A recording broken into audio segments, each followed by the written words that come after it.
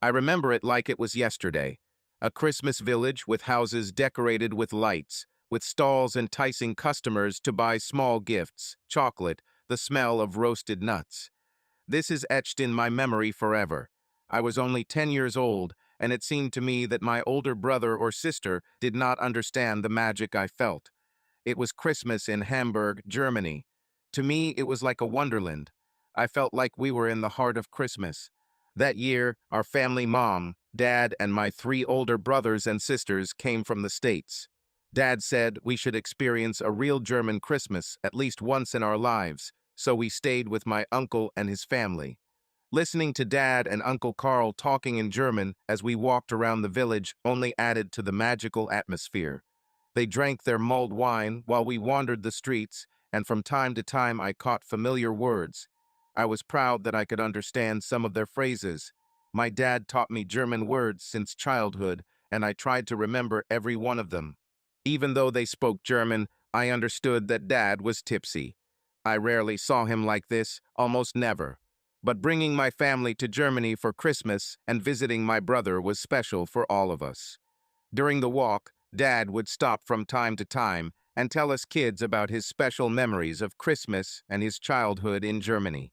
"Children, come here. It's a gingerbread house," he said. "You should try the Angel Sergeant cookies." I beamed with happiness. I understood the German word angel eyes.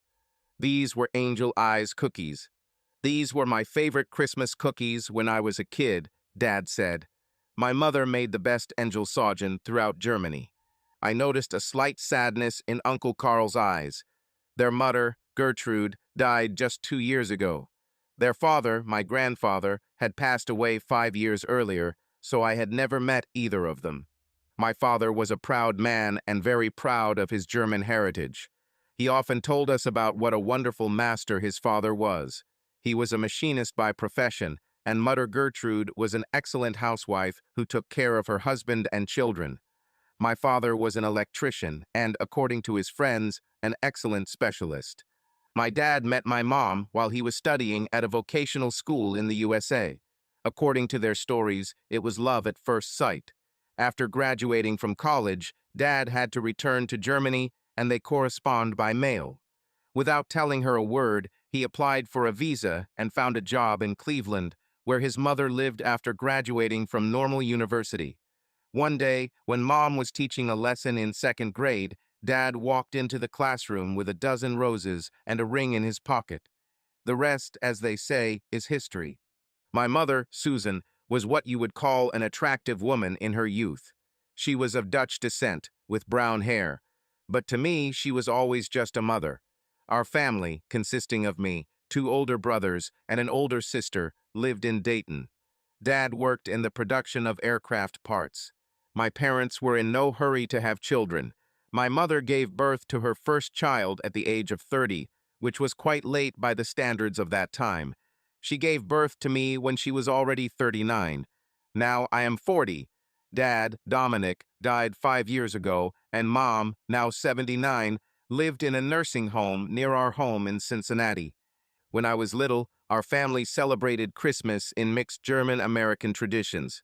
The beginning of the season for us was the Advent calendar. On St. Nicholas Day, at the beginning of December, we would put our shoes by the door, and he would bring us sweets, nuts, and a small gift. On the evening of the 24th, we opened family gifts, and on the morning of the 25th, we opened gifts from Santa under the tree. Mom also often cooked German dishes for Dad and us. Now that I've grown up and started my own family, I've tried to keep some of these German traditions alive. On weekends, I often cooked German dishes. My wife Trish and our two sons enjoyed them, but Trish said I should learn to cook without turning the kitchen into a battlefield. It was a normal evening at the Hoffman house. Trish was finishing cooking dinner. Ryan, my oldest son, who was 12, was excited to show me his latest school project. Ryan was one of those kids who gets interested in a topic for a while, immerses himself in it for a few weeks, then loses interest and finds a new hobby. I was the same way as a child. One of Ryan's teachers suggested a project about heritage. He wanted to showcase the diversity among the school's students. We lived in a suburb of Cincinnati, and at first glance the school didn't seem particularly diverse. Ryan's teacher decided to use DNA testing to show students that true diversity exists, even within the walls of Graven High School. Of course, this required parental permission, and I signed the form a few weeks ago without giving it much thought. It seemed like a good idea to show Ryan how diverse the world is. It's funny how small decisions you hardly think about can change your entire life. The students provided saliva samples, and the company analyzed their genetic makeup. Ryan was in his usual enthusiastic mood that evening as he shared what he had learned with the class. "Dad, you won't believe how diverse we are in our class," he said excitedly. "We have the heritage of every possible person. American Indians, Africans, Europeans, Asians. We've all stuck pins on the map to represent our regions of origin, and we've covered most of the world." "Of course, Ryan," I said. "People have been traveling around the world for thousands of years, mixing their genes." I grinned. "I bet there are Germans in your class." "Yes, there are Germans too," Ryan confirmed. "Dinner will be ready in a few minutes," Trish shouted from the kitchen. "Children, go wash your hands and sit down at the table." I looked at the papers from school. It did indicate that there was a lot of diversity among the students. Among the documents was an envelope from the company that carried out the tests. It was unopened. Ryan didn't even bother opening his own analysis. I decided to open it up, thinking it would be fun to show him how his heritage added to the picture of the class. I knew his mother was half Irish and that heritage would dominate, and I was also sure that my German roots would also be noticeable. I opened the envelope and looked at Ryan's analysis, but something was wrong. There were almost no German genes in his DNA. I was confused. How is this possible? My father was almost 100% German. I know it sounds crazy, but my first thought was not cheating on my wife's part. That's how much I trusted Trish. We had a very strong marriage. We could talk about everything and did not hide any problems from each other. Plus, Trish is an incredibly passionate woman who loves sex. We tried many different positions and experiments over the years, and she often surprised me by returning to something she'd already tried or coming up with something new. She was the mother of my children. I couldn't imagine either of us risking what we had for a momentary pleasure on the side. So yes, call me naive, but I have always been a trusting husband. At that moment, I thought only one thing. The teacher must have mixed up the samples. Although Ryan's name was on the form, it could not have been his results. I stood there confused as I continued to look at the data. Typical school mistake, I decided. "Rick, dinner is on the table," Trish shouted. "We are waiting for you to say a prayer." 10 minutes later, Ryan was sitting at the table telling his mother about a school project. I was about to mention that there was probably an error in the results when it dawned on me. There was one way in which these results could actually be Ryan's results. I froze with my mouth full, unable to chew or move. My gaze was directed into nowhere, and my thoughts were racing in panic. This simply couldn't happen. "Rick, Rick, are you okay?" Trish's voice sounded as if from afar. "What? Oh yes. What happened, Rick?" If Trish knew anything about Ryan's results, she hid it well. I tried to quickly recover. Nothing. I just remembered that I forgot to respond to a very important work email. I know it sounded stupid, but I needed to say something, and I can't lie. "Letter?" I nodded, trying to look convincing. "I can't believe I forgot. There's important information for one of our key clients. I think everything will be okay," Trish said and turned to the children. "Who wants dessert?" After dinner, I told Trish I needed to work on my writing and headed to my home office. I sat down at the table, opened the laptop, but just looked at the login screen. Could this be true? Is it possible that Ryan is not my biological son?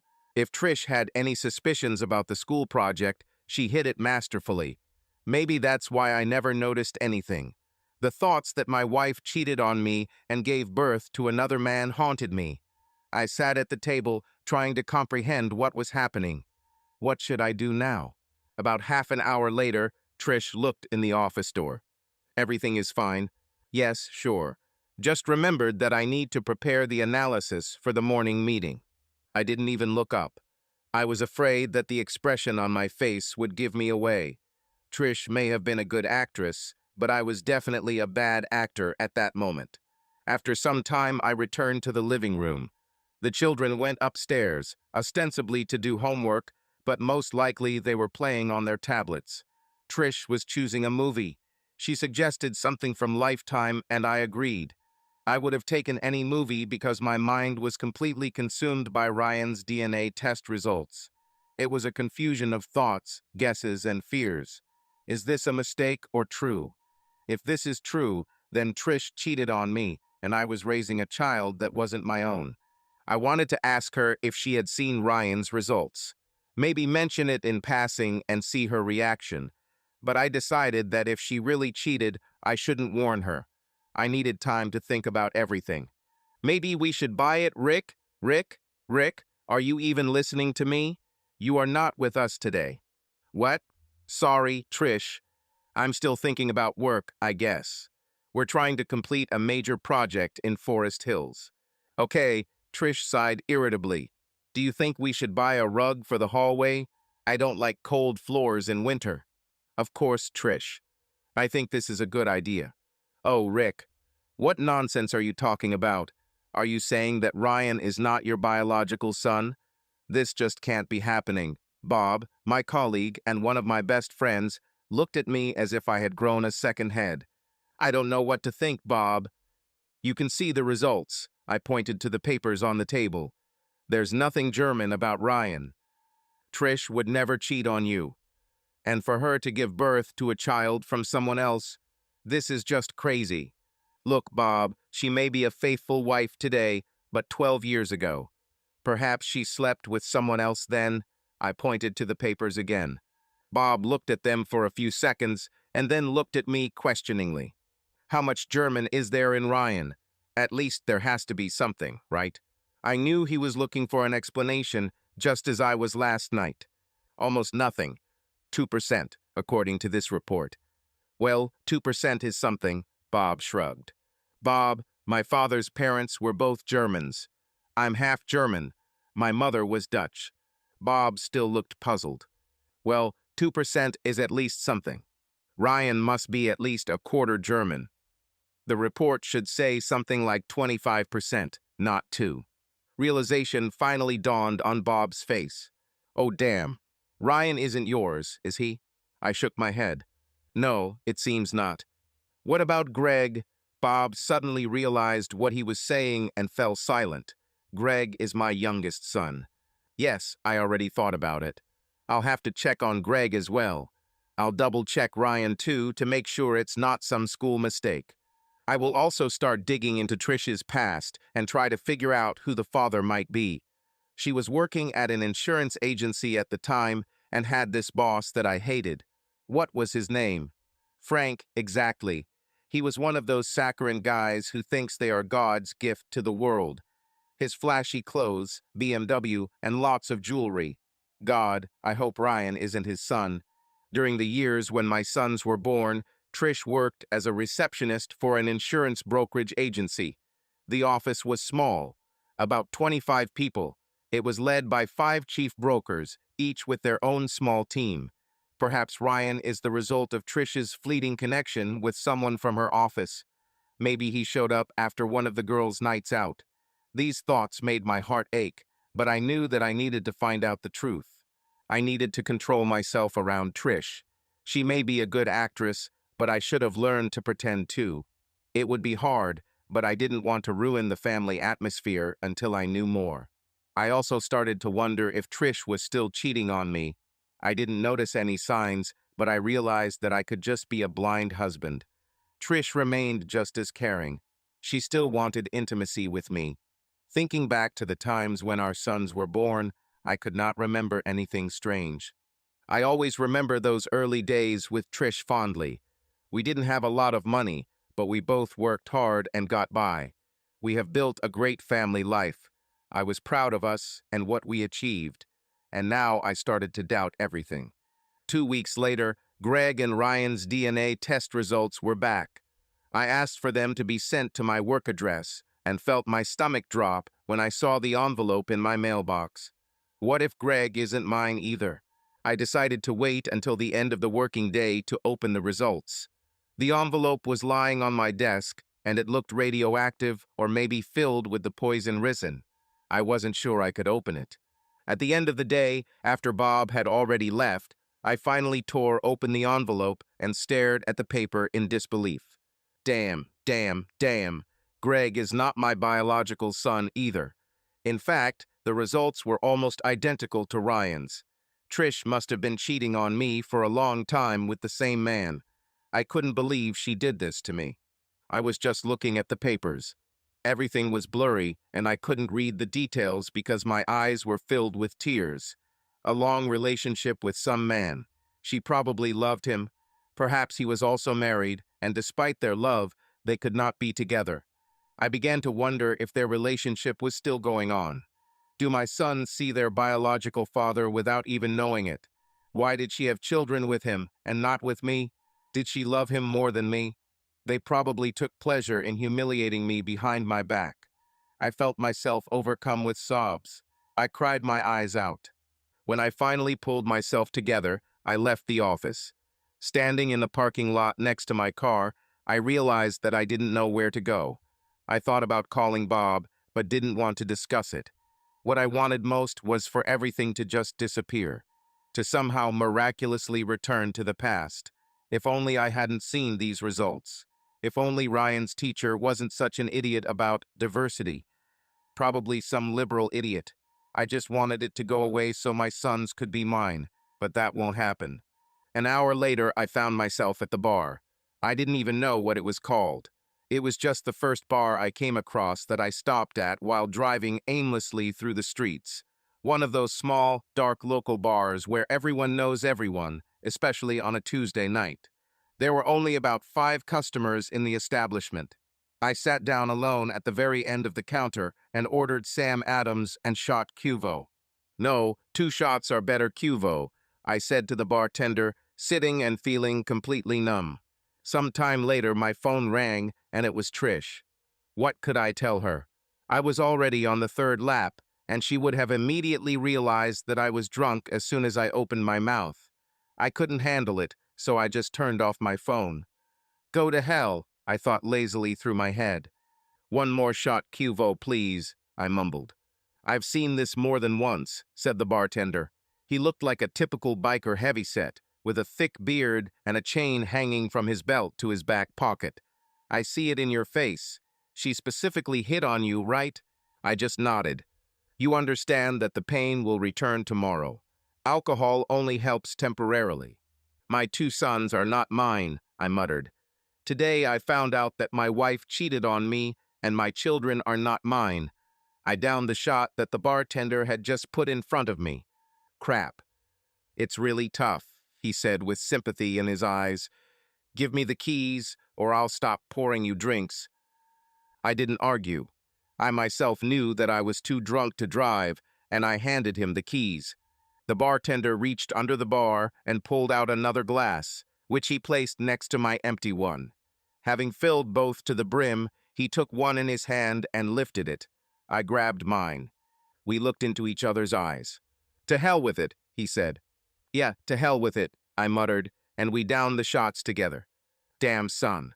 No matter how I turned my head, it shone straight into my face. This bright orange ball had already risen above the horizon, and my car, unfortunately, was parked to the east. I barely opened my eyes. It was about 6 in the morning, but the bright summer light kept me from falling asleep any further. Damn, my head was just pounding.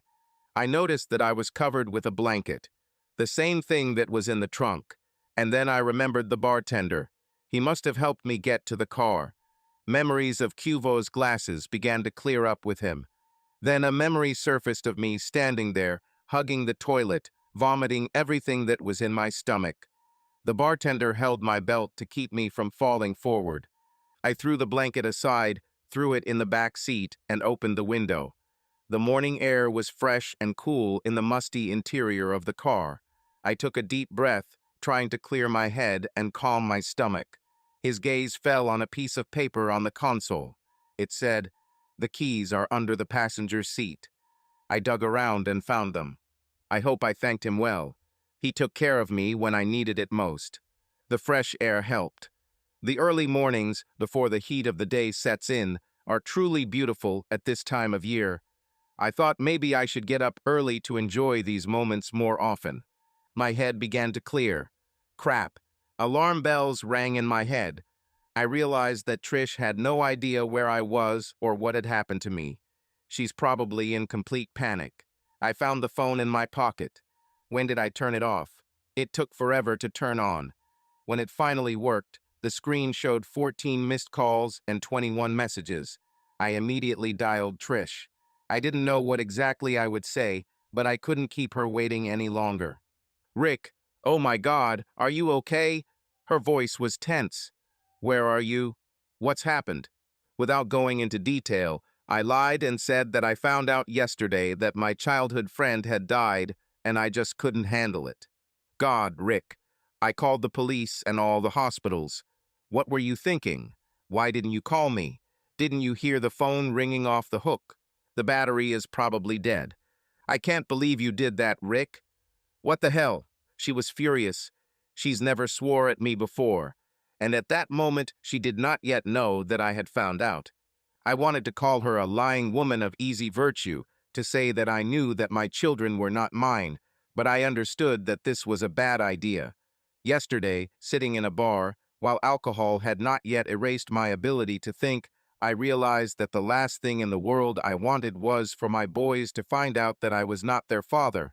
I was their father, damn it, and I had to protect them from this truth. When I returned home, the boys were gone. Trish sent them to the neighbors. She attacked me screaming, and her voice cut my ears like a blade. I silently got Tylenol. I apologized for not calling, but that was the end of my apologies. I think she chalked up my silence to a hangover. Your friend died, I understand. But that's no excuse. I thought you were dead. Sleep in the guest room until I decide what to do with you. I was fine with that. The last thing I wanted was to lie in the same bed with the woman who deceived me into raising someone else's children. For the next 2 weeks, Trish was as cold as ice. She acted as if she expected an apology, which I had no intention of giving. All this time I tried to find information about her work in the insurance company, but to no avail. I even thought about hiring a private detective. The only thing that really worried me was the boys. If the biological father hasn't shown interest yet, he probably never intended to, and I prayed that Trish wouldn't even tell him about it. After a few weeks of the Cold War, I decided to make peace. I bought flowers and invited Trish to dinner at a nice restaurant. I watched her closely and realized that she did not seem to be involved in any affair. I still didn't know what I was going to do, but our cold conflict had to end. Over the next few weeks, Trish and I mostly returned to our normal routine, but something wasn't right. It was me. I realized that I could not keep everything to myself and at the same time pretend to be a loving husband to my unfaithful wife. My resentment will grow and eventually I will snap. I decided to file for divorce and hoped that Trish would tell me how it all happened. I decided to pretend I didn't know the boys weren't mine. I was going to tell her that one of her former colleagues enlightened me. If she had believed it, she would not have mentioned that the boys were the result of sperm donation. I was developing a plan to break up with Trish without losing my sons. The boys were born more than 2 years apart. She was having a long-term affair, and I was sure that one of her friends or colleagues must have known about it. Trish will think that one of them has finally told everything. I found a lawyer. We met and I found out what information I needed to provide. This will take time, and I have decided that I no longer want to put up with the rift between Trish and I. The lawyer said to file for legal separation first, and then have the divorce papers ready within a few weeks. She was supposed to be served with the separation papers on Friday, and then I might be able to talk to Trish that evening and over the weekend. This would give us a couple of days to explain to the boys that their mom and dad will no longer be together. The thought of the upcoming conversation tore my heart. The only person I decided to tell before handing over the papers to Trish was my mom. My father died 5 years ago, and my 79-year-old mother lived in a nursing home. 3 years ago, she broke her hip and found it difficult to move. The place resembled a hotel where each resident had his own room. I took Friday off. I didn't know what time Trish would receive the papers, but I assumed she'd want to talk soon after. Mom was surprised to see me that morning. The boys, Trish, and I visited her regularly. Not always all together, but I visited her every weekend. We also took her home with us at least once a month. She returned to her room for the rest of the day, but always seemed content and safe. I checked in at the entrance, and the intercom said that I was going to her room. "Rick, it's so nice to see you. Is everything okay?" I saw concern in her eyes. "It's okay, Mom, but I need to tell you something." Mom understood that it was hard for me. "Would you like water or cola? Let's sit down at the table." When she placed a glass of cola in front of me, I began. "Mom, I'll get straight to the point. The news is not very good." "What happened, Rick? Is someone sick?" "Mom, Trish and I are going to separate, maybe get a divorce. Today, she will be served with separation papers." Mom was stunned. "Rick, I don't even know what to say." She fell silent for a moment. "How did this happen, Rick? You have always been such a good couple." I didn't know how much to tell my mother, but I knew I had to at least explain something to her. She may have been older, but her mind was clear, and I couldn't just slap her on the arm and wave her off. "We always got along well," I said. "Well, for the last 10 years, probably. Turns out she cheated on me early in our marriage. At the beginning of the marriage, and you only found out about this recently." There was both bewilderment and concern in her gaze. "Yes, something like that. Probably." I didn't want to go into detail, and I definitely didn't want her to know about the boys. "How did you know, Rick? Did she tell you herself?" "No, not really, Mom." Mom started to get angry. "How is it not really? How did you know?" "Mom, I really don't want to talk about this." She looked at me angrily and persistently. "Rick, if you don't talk to me about this, who will you talk to? I am your mother, after all, and your friend." I wondered if I could tell her. The thought of her heart breaking like mine was unbearable. Tears welled up in my eyes. Mom hugged me from behind. "Oh, God, Mom," I sobbed like a child. "I just can't tell you." "You can, Rick. Just say it." And I blurted out, "Boys, Mom. Boys are not mine," I said, choking on tears. Mom didn't say a word. She slowly walked around the table and sat down. I saw that she was shocked, just like I was when I found out everything. "Did she tell you this?" "I can't believe it, Rick. She admitted that your sons are from another man." I looked at her silently. "No, Mom. She didn't need to talk. I found out through DNA. There was a genetics project in Ryan's class, and I saw the results." Mom was still sitting, comprehending what had been said. "Mom, you know that genetics can determine heredity, right?" "Yes, Rick. I'm not that old, I know." "So, Ryan does not have German roots. Greg, too. Obviously, they can't be mine." Mom slowly put the glass of water on the table and stared into it. "Mom, do you understand what I'm telling you?" "Shut up, Rick. Give me a minute." She got up from the table and went to the kitchen. When she returned, she brought a large glass jar and 2 glasses with ice. She poured brown liquid into them. "Rick, we need to talk." I looked at my mother. Hearing such words from any woman is already a bad sign. Puzzled, I pressed my nose to the glass. "Mom, whiskey at 11 m. You can't drink here, right? That's why it's in the jar. I save it for moments like this. Now, drink up." I watched as my mother took a sip and followed her example. "Rick, what I'm about to tell you will come as a big shock to you, but I hope it's good news in a way."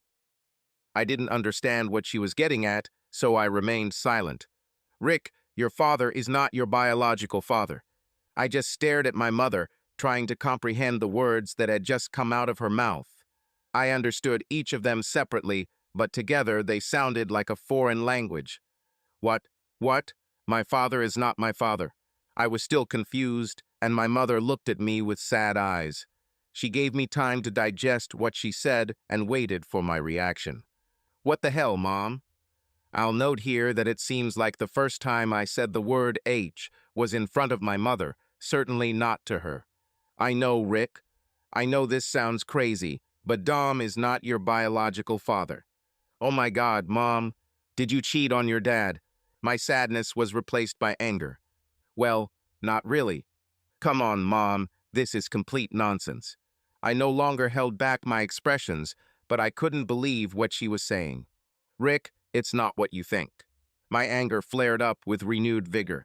This is complete nonsense, Mom. This is exactly what I expected to hear from Trish later today, and now you're telling me the same thing. I don't care who says it, it's the same lie cheaters always tell. I finished the whiskey in one gulp. It was a big gulp, and it burned my throat. I stood up abruptly. I'm leaving. I don't want to sit here and listen to you betray my father. Mom also stood up abruptly. How dare you? I didn't. I didn't betray your father. Mom almost screamed. I loved this man with all my soul. I turned around to leave.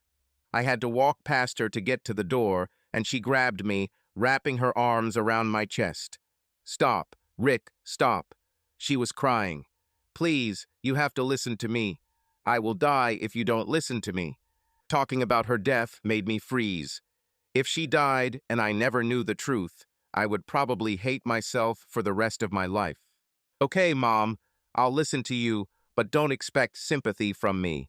Daddy should have left you like I was going to leave Trish. I sat down on the chair again.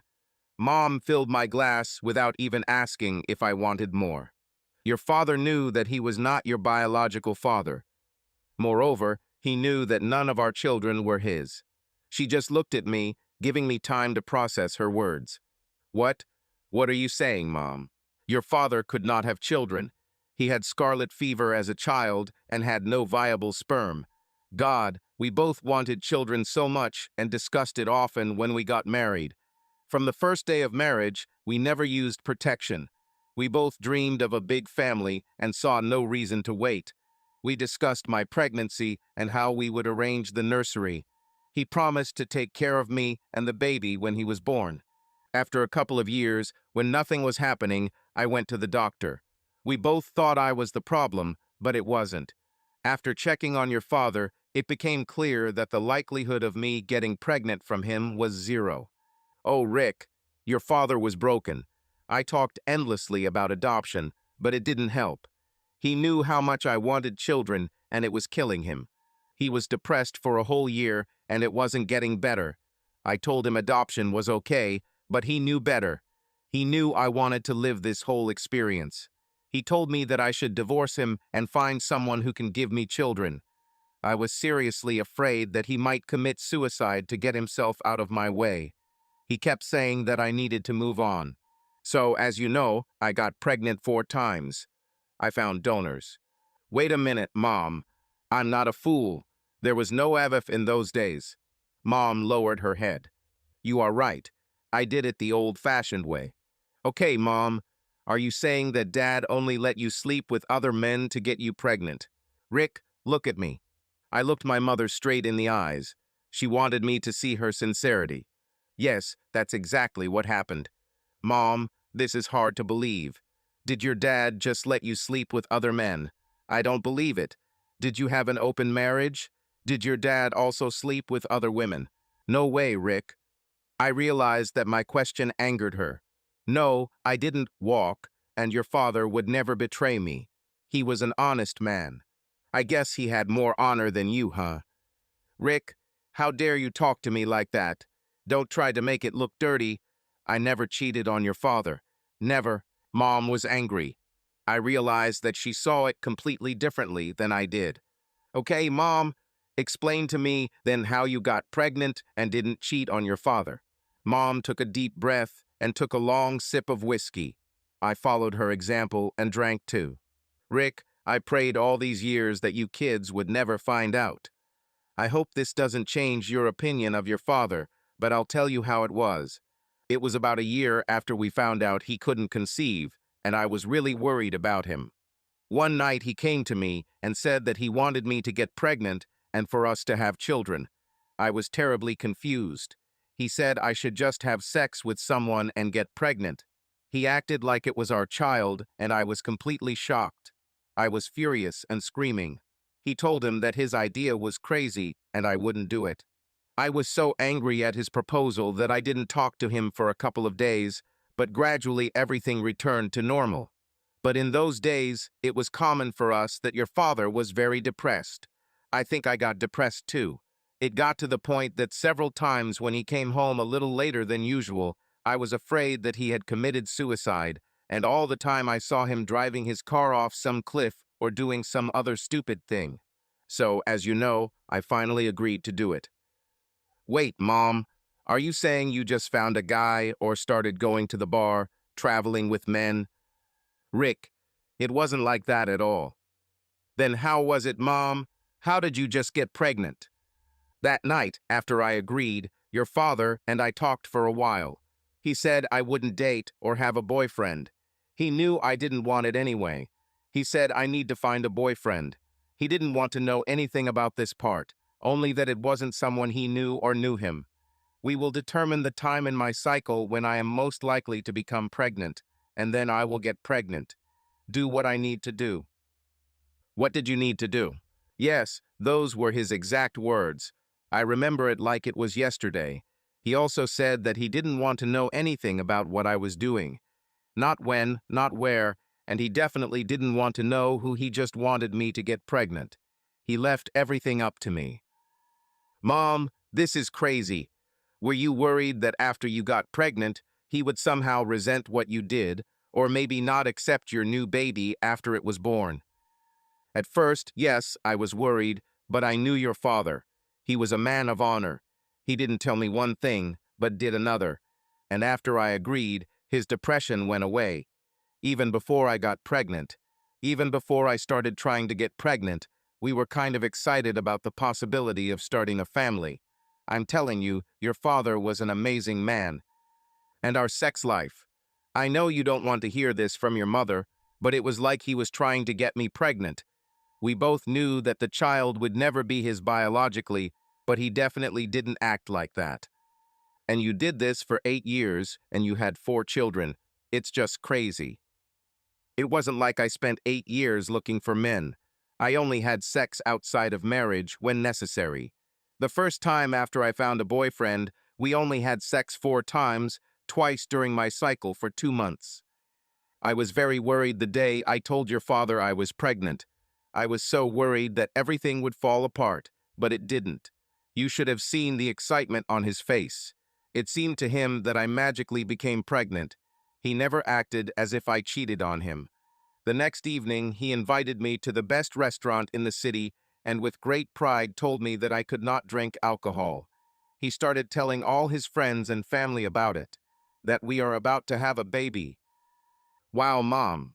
So all my brothers and sisters are from the same biological father. No, this was my plan at first. After the first one, I didn't try again for 2 years, and then one day your father asked about us having another one. I knew it was time to try again. Mom, the longer you talk, the crazier your story gets. It's all so hard to believe. I know, but I swear it's all true. So, when we decided to try a second time, I went back to the first man, but he was not interested. He was engaged. It wasn't hard to find another one. Men are so simple. If they think you're horny, they're happy to have sex with you. After 2 months of trying with a second guy, I became pregnant again. In fact, all 4 of you are from different biological fathers. So that's how it went. 4 attempts and 4 children. It all sounds so corny, but I'm sure it wasn't exactly like that, huh, Mom?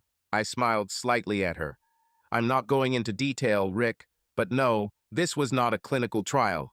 But it was not just entertainment. I tried to enjoy it, but when I did, I felt guilty. 2 of the guys were good in bed, but the other 2 were not so good. In fact, the less I liked the act, the better it helped me deal with the guilt. Then I became an experienced woman. I couldn't just ask them directly, so I had to find other ways to get my way. To this day, when I look back, I feel embarrassed at some points. If anyone found out, they might judge me. But for me, it was always something simple and practical. They fit certain criteria. Their appearance reminded me of someone important, and it confused me a little. On the other hand, I was never ashamed of their choice. They knew that I was married, and this allowed them to maintain distance and not create illusions. In the end, everyone got what they wanted, and we used each other with mutual consent. The third man was more enjoyable for me than the others, and it took me 3 cycles to get pregnant, but he was the most difficult for me because I was enjoying myself. He taught me a few things, but I'm sure you don't want to hear it. I wasn't focused on pleasure and was glad when it finally happened and we could stop. I saw that my mother was confused and worried. Mom, this was your agreement with Dad. He was okay with it, and so was I. Mom took a deep breath. The last man, your biological father, took 5 cycles. He was good in bed and attentive to me. I was worried that he might get attached to me, and after 5 cycles, it started to feel like an affair. I didn't have romantic feelings for him, but we grew closer as friends. I decided I wouldn't go back to him for the 6th time, but luckily I didn't have to. Did your dad have to push you every time? Did he say he was ready again? No, after the 2nd time I already felt when the time had come. Then, when I magically got pregnant and told your father about it, he was happy for several weeks. As I already said, he was an amazing person. Please don't think less of him because of the decisions he made. No, Mom, I think you did what was needed to be happy and start a family. And I agree with you. I always knew that Dad was an amazing person, but now even more so. Thanks for saying that, Rick. Rick, I want to tell you, your father was not a weakling. One day, at one of his company's Christmas parties, I danced with one of his colleagues. This guy started hitting on me on the dance floor, and I tried to get away from him. Your father seemed to appear out of nowhere, and the next second this guy was already lying on the floor, bleeding from the blow your father gave him. I later found out it was one of the bosses, but Dom told me not to worry. The authorities were not angry with him for defending my honor. It seems that the guy even apologized to your father, saying that he had too much alcohol. Mom, I need to ask, who is my biological father? Do I know him? Have I ever met him? I saw anger flash in my mother's eyes. No, Rick. I realized that she was trying to remain calm. I won't go there. Your dad is your dad, damn it. If he could believe it, then so can you. Nothing has changed, even though your father is gone. I will respect him until the end of my days. I would never have told you this if you hadn't found out yourself. I'm sorry if this hurt your marriage in any way. I know you may have to tell Trish about this, but please don't tell your brothers or sister. I wanted to take this to my grave. Now I think we'll both have to do it. Damn, I blurted out. Trish will receive the documents today, for no reason at all. She'll think I'm crazy. I need to try to stop this. I pulled my phone out of my pocket and dialed my lawyer's number. Of course, he was out for a long Friday lunch, so I talked to his assistant. Has Trish been given the documents yet? I asked excitedly. I'm not sure, the woman answered. As you know, she should be given them this afternoon. It's urgent. I have to stop this. I changed my mind. Please do everything you can to stop this. I'll still pay the artist and give you a big bonus if you can do it. I hung up and my mom probably saw the lost expression on my face. Go to her, Rick. Find her as quickly as possible and tell her it was a terrible mistake. I drove to her office but didn't see her car in the parking lot. Inside, the secretary told me that Trish had left early. I'm sure she thought I was crazy. She didn't even have time to finish her sentence before I turned around and ran out the door. I realized that I was in trouble. I acted like an ass for a month and then told her to hand her documents at work without explanation. She must think I'm leaving for someone else. It hurt me to know that I did this to Trish. God, what an idiot I am. I thought about calling her on her cell phone, but I didn't want to explain it over the phone. Our house was only 10 minutes away, and I could wait. When I pulled up and opened the garage door, her car was there. She must have heard the gate opening, so she knew I was back. I jumped out of the car, but stopped at the door to calm down. She would be hurt and angry, and I only hoped that I could make things right. My doubts about her fidelity were a strong blow to our relationship. Standing behind that door, I promised myself and the Almighty that if she could forgive me, I would become the best husband in the world. When I opened the door and entered the kitchen, Trish was sitting at the table. She raised her head, and I saw that she was crying. "Hey, Trish," I said, just trying to lighten the mood. "Hi, Rick." I was about to say something, but Trish interrupted me. "The children stay with their grandparents today."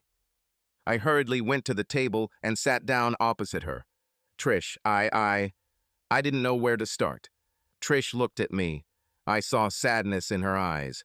I expected her to get angry, maybe even start throwing something. But her reaction, calm, almost silent, unsettled me. "Rick, listen." She hesitated. "I know this wasn't our plan, but sometimes life just, you know."